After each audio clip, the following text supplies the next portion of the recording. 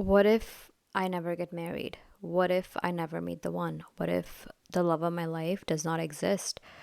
And what if I'm not putting myself in situations and places where I could potentially meet the love of my life? So these are questions that women in their 20s, 30s, 40s really grapple with. We have this core need within us where we believe that in order to be a good woman and to truly fulfill that role as a woman, we have to check certain boxes. That is, it's marriage, it's kids, it's having the picket fence dream. And now, with an added layer of, well, you also need to look good while you're doing that.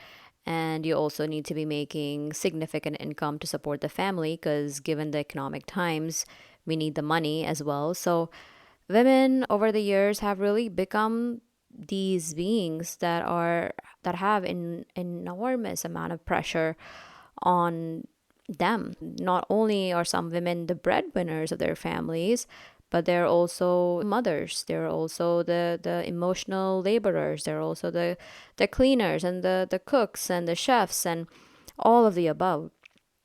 And somewhere within our psyche, it's embedded that, women are so much stronger than men. Women are more intelligent than men, and women are more detail oriented. And when women do it, it gets done right.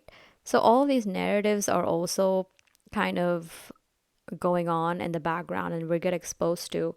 And we feel that somewhere within all of this, if we don't fulfill all of these roles and these expectations, we are in some form not worthy to live this life. We're not worthy of living this existence. And I personally have also dealt with it myself, and I recently realized that that is a form of internalized patriarchy and it's internalized misogyny. It's this feeling that I have within myself that if I don't fulfill these roles, then I am not good enough or I am not enough and I am not living to my highest potential. And these were some things that I dealt with, I would say, over the last 5 years. As much as I was, living out so many of my dreams, so many of opportunities that I never thought would be possible, all the travel that I did, all the brands and companies that I got to work with and partner with, and all the amazing people that I met. Regardless of all of this, it was always kind of lingering in the back of my mind of like, what if I never get married? What if I never meet the one? And if you know me, I was actually someone who always was so, I was someone who always loved love. I loved the idea of love. I loved romanticizing love. If you ask my friends from college, they'll tell you that. If you ask friends from high school, they'll tell you that I was really obsessed with love. I really wanted love so bad. I really wanted to be seen so bad. I wanted to be chosen so bad. I wanted that validation so bad that a lot of the things that I did in that period of my life was performative, and it was performative for the male gaze, and it was not true to my authentic self. However, I wouldn't blame that girl. That girl was, in her teens, her early 20s. She only knew what she knew then. I was very much bought into this idea that my worth was tied to if I had a boyfriend, my worth was tied to if I took cute photos with my boyfriend and post them on Instagram, or at that time it was Facebook. Like these were all the things that I was so fascinated by. And I loved love. I loved the idea of love. I always thought that love was something that was going to be like an end game for me. And it still could be. I'm not saying that it's not. I'm not saying that I don't wish that for myself. I do. But I will say that the times are now so different. Times are different. We're not living in the early 2000s, or definitely not living in the 90s, where love just felt so much easier to find and genuine love was easier to kind of find. But I mean, even that is questionable, right? I mean, there's so many people that were divorced back in the 90s as well, and early 2000s. People were staying in unhappy marriages. So the older I got, I just kind of realized that this idea of love that's being fed to us, and I think the idea of love, especially that's being fed to women, is not the most realistic. Of course, it's not realistic. It's very illusion based and it's very emotion based. And the reason that that happens is the reason that society kind of gets to us through our emotions is because when we lead with our emotions, we're more likely to settle. And when we lead with our emotions, we're more likely to ignore red flags. When we lead with our emotions and our fears, I mean, fear is an emotion. When we have this fear of, I'm never going to meet the one, this is the best I'm going to get, or this is the best I'm going to be able to do, you're more likely to settle. So, the reason I say this also is because a lot of the times, also as women, we have very strong intuition. And our intuition a lot of times knows, our body knows, our intuition knows way ahead of time if someone is right for us, if a situation is right for us. But because we allow our emotions and the fear get in the way, we are more likely to settle. And all of society, through our movies, through music, through pop culture, through news articles, magazines, like all of these things further perpetuate that fear for women. And it perpetuates this fear of, well, if you never get married and you're single forever, that's it. You're going to be a cat lady. Good luck being alone. And it feeds you all these narratives. And now at 31, looking back, I can tell you that I look at this whole situation so much more differently. And the reason I want to talk about this on this podcast episode is because, yes, we've talked about love, relationships, all that stuff a lot in the past, but I'm going to offer you a very different perspective in this episode.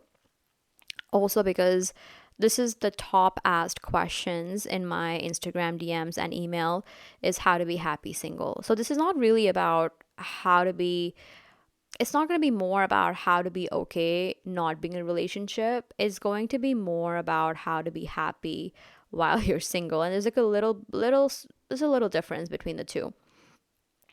So, hello everybody, welcome to the Mindset Mentors podcast. I am your host Nikki K, and on this episode, we're going to talk about how to live your best life and how to, as a woman, truly tune into your intuition, your power, your energy from within, and create the life that you truly feel excited about and truly feel empowered to live.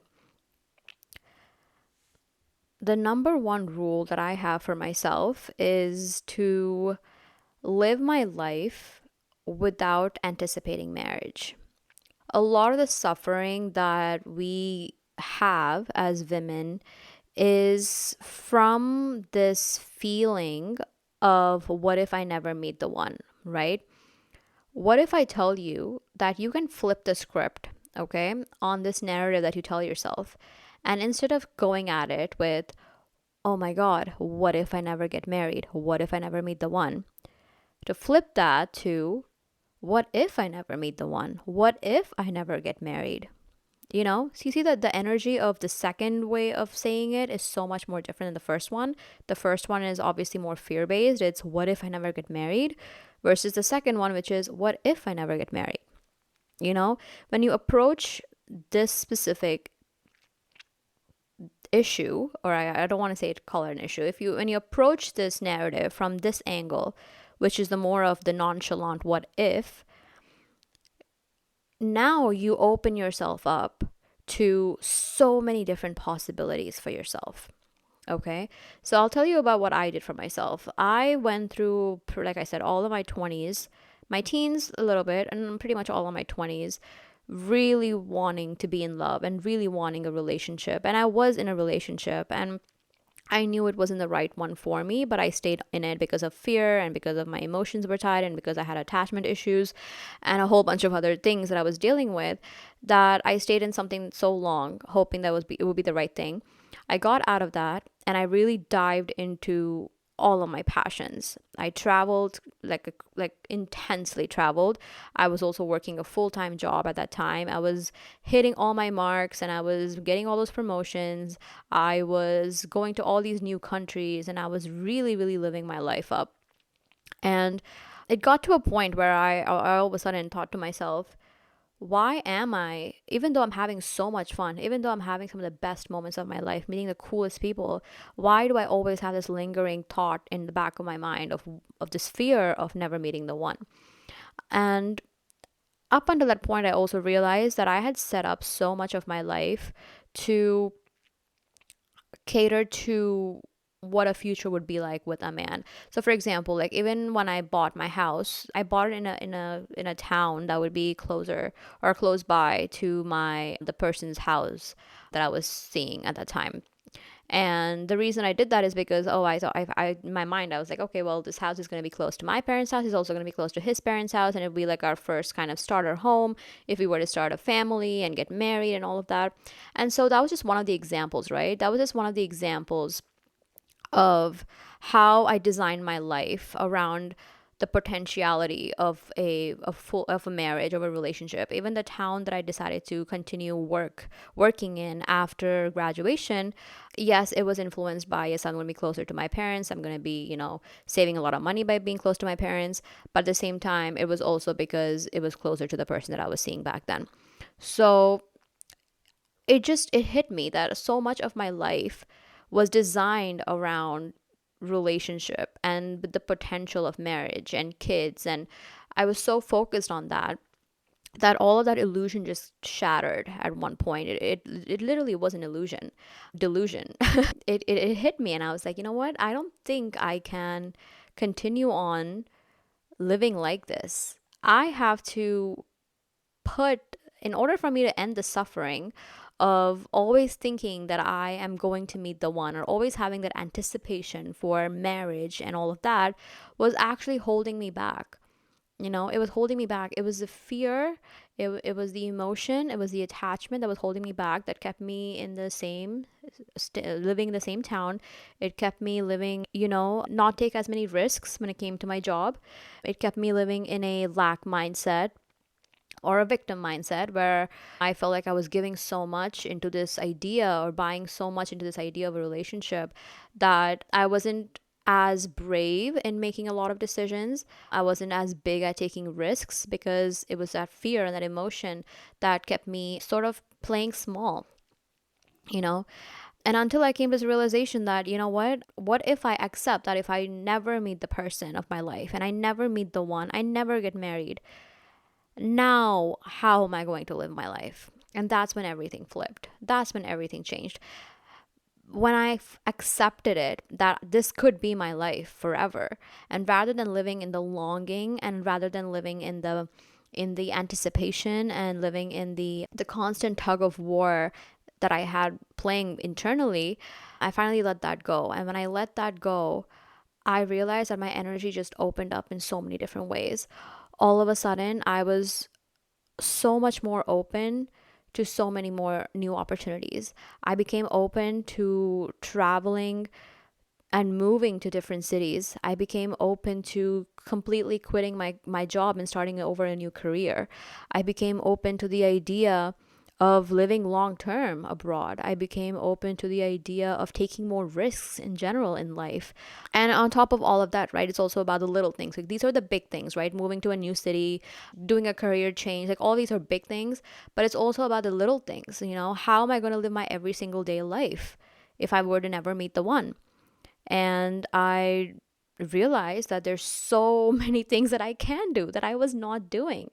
It's interesting because I got a gym membership, and I started going to these gym classes, and I had so much fun in these gym classes. I was meeting so many new people, and people in general. I'm not talking about like relationship people, right? I'm just talking about like people in general. I was meeting people, or I'm still meeting people from, different career paths, different walks of life, different age groups. And my energy just became so much more open, and to become more perceptive of so many things that are available for us. And the funny thing is, all of this was already there. It was already around me. It just took a little flip in my mindset from being fear-based of what if I never get married, to flipping it to what if I never get married? Now, how am I going to live my life? So I started taking my fitness more seriously. I started taking my wellness and my health routines more seriously. I started eating healthier foods. I started making an active effort to reach out to friends and connect with friends and make new friends and be the good friend. And the energy that I felt, that I almost became like it almost felt like I was generating new energy from within, because all of a sudden there were so many things that started filling up my life. I started writing for travel magazines. I started attracting job offers and job interviews and job offers from some of the biggest companies in the world. And I can't speak a lot about it right now, but there's some things that I'm working on right now that are just so exciting to me. And all of this took just one little flip in my mindset from fear based to curiosity based, you know? And that's most of what life is going to be. The more you set yourself up to be more curious about life and not fearful about life, the more that you ask questions, the more that you're inquisitive, and the more you sit with yourself, honestly, sit with yourself and ask yourself, what is it that you want to feel? And then allow your intuition to guide you towards things that will help you feel that way, the more you're going to be fulfilled. Because if you don't do this for yourself, you're going to listen to everyone outside of you tell you what it means to live a good life. And guess what? We're all different. We're all so different. And the reason that society kind of tells us to act in a specific order and act equally and do all the same things is because it's easier to control a population when everyone's doing the same thing. It doesn't empower you to think outside of the box and be your truest authentic self, because when you are truly authentic, you're hard to control. And obviously this is and this episode is also not about telling you to just be closed off to a relationship. It's just telling you to be open to other things as well. And I've spoken up so much about this in the past, because I've also spoken about this because it is something that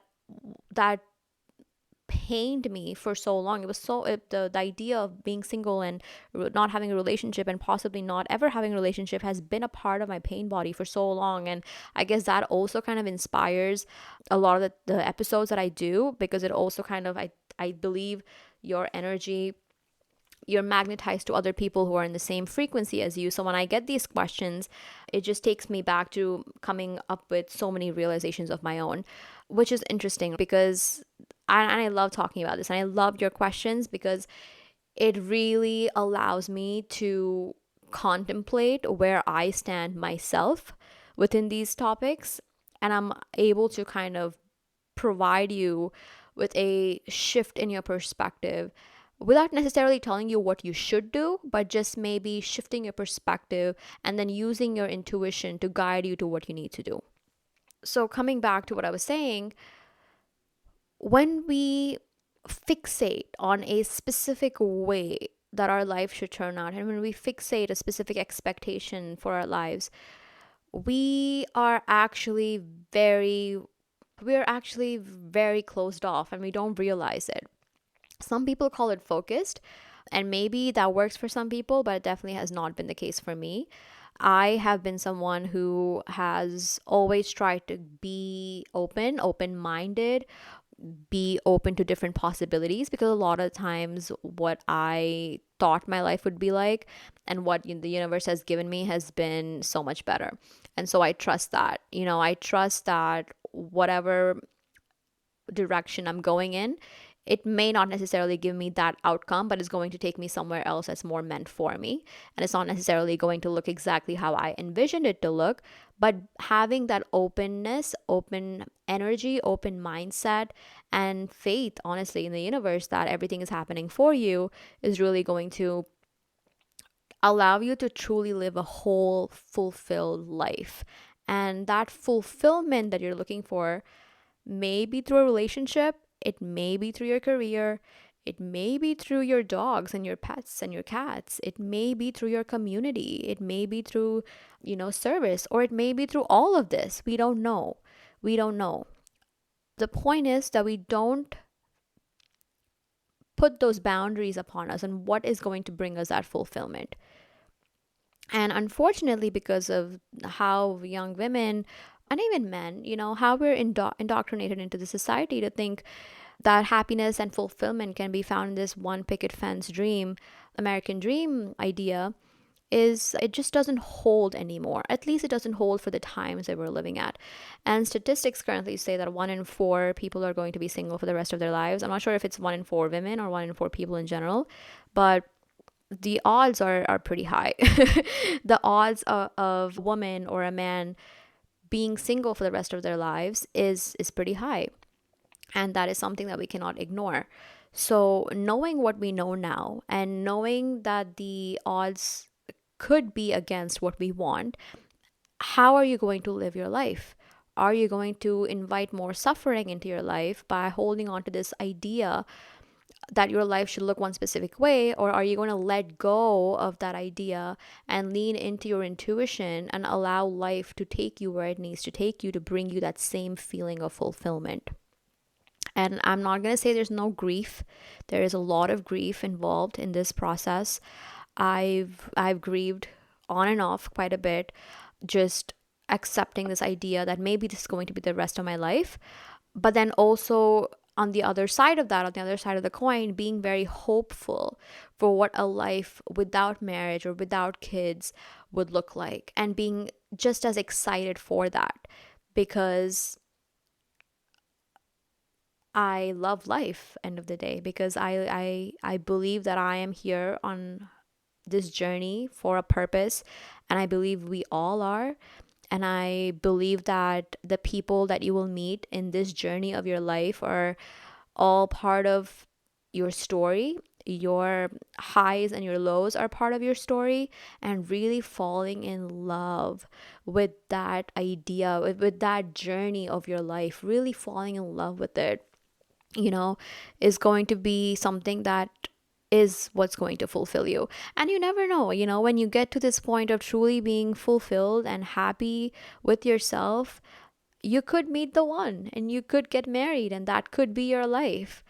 But be open with your energy, be open and honest with yourself. Do let your intuition guide you. If your intuition is telling you that you need to go on more dates, do that, but don't go on more dates that your energy just doesn't feel like it wants to go on, just because you think you see everyone else around you going on more dates. If that's not for you, and it's definitely not been for me, I am not someone that goes on dates back to back. I only go on dates with people when I feel energetically aligned. And I'm not someone that just stacks up dates and just is actively looking for their person. And that's just me. That is my journey, right? Your journey might be different. Your journey might look similar. But the point is for you to tune into you, who you really are, and find fulfillment and be open with your energy to really attract all the abundance that you want and you deserve. It's crazy. I get so much pushback when I tell women to live their life as if they're never going to get married and live their life with no anticipation of marriage and kids. I get so much pushback from the self-help community and the manifestation community and all these life dating advice gurus and all these people and life coaches, because a lot of the times, as long as you are kept in delusion and illusion, as long as you're kept yearning for something with a lot of pain, you're more likely to go spend money on things and give your money to people that will help you find your person or manifest your person. And all of these systems are fed into or are built upon this idea that you're never enough. And that's exactly what I'm trying to fight in general, with this, not just with this episode, in the way that I live my life, is that you are enough. That is one of my core missions, is to let people know that they are enough, that they are actually more than enough. They don't need anything external of them that is not in their present moment to make them happy in their present moment, because I have been that person who was always looking for something outside of me to make me happy, and I did realize that that never comes. The happiest moments of my life have been just being happy with what I have in the present moment, just being around the people that are around me in the present moment, just focusing on whatever it is that I'm doing. For example, like filming or recording this podcast right now is I'm happy because I have this ability. I have the technology. I have a voice that I could this voice that I could use, and I could have the internet, and I could reach this message to people around the world. That is insane. I mean, these are the things that makes me realize or ground myself in the happiness that I'm looking for. It'll never be something that I don't have in the current moment. And so that's why I get so much pushback when I tell people, that I tell people that you can be happy with where you are, because a lot of these gurus and, manifestation gurus and self-love gurus and all these people, they make their money through you not feeling enough and through you always having a problem that you need to fix. Now, I'm not saying that if that is what your intuition is calling you to do, to seek the guidance of one of these gurus, go ahead. But I'm trying to fundamentally shift your perspective to where you don't feel that pain, that yearning anymore. Okay. And I want you to realize that your happiness is with where you are right now. Because guess what? Wherever you go, there you are. Wherever you go, like, there you are. So when you may think that something outside of you, external of you, is going to make you happy, guess what? You get there, yeah, it might make you happy, but that's soon gonna fade, and then you're gonna want the next thing, and you're always gonna be jumping from one thing to the other. You're never really gonna fully be able to enjoy the fulfillment of the place where you're at that time. So yeah, it's interesting how social media works. It's interesting how the internet works. You search the internet for ways that coffee is unhealthy for you, you're going to get articles saying that coffee is unhealthy for you. You search, how coffee is healthy for you, it's going to give you all these articles about how it's healthy for you. So tuning into what it is that you truly want in your life, tuning into actively, consciously programming your social media, programming your algorithm to give you the kind of content that's going to make you, feel the most abundant version of yourself. These are all conscious decisions that we have to make on an every single day basis to reprogram our minds and reprogram ourselves and shift our energy to things that actually matter to us. So having said all of that, I hope you were able to get something out of this episode. I want you to just be the open, most highest, best version of yourself for you. I want you to take care of you. I want you to spend time with yourself. I want you to pick up new skills, pick up new hobbies, maybe new lessons, go after new goals, new dreams, and really fall in love with your life and stop fixating on what your life should look like, and stop fixating on this idea that a marriage or relationship is going to make you happier. It might not, but fall in love with where you are right now. Fall in love with the fact that you have, two hands, two legs, and a brain to go out there and literally do whatever it is that you want to do. Fall in love with that. Fall in love with life. Fall in love with you. And I promise you, there's only going to be good things that come out of it. There's no way, that love only expands, right? So the more you fall in love with the process and fall in love with your life, the only more love that's going to generate in the external world. And it all starts from within. What is within is what is reflected on your outer world. Our external world is a mirror of our internal world. So the more beautiful garden that you have within you, inside of you, that you cultivate this garden with your hobbies and your skills and your service and maybe your social media content, whatever it is within you, you need to really water this garden that's within you.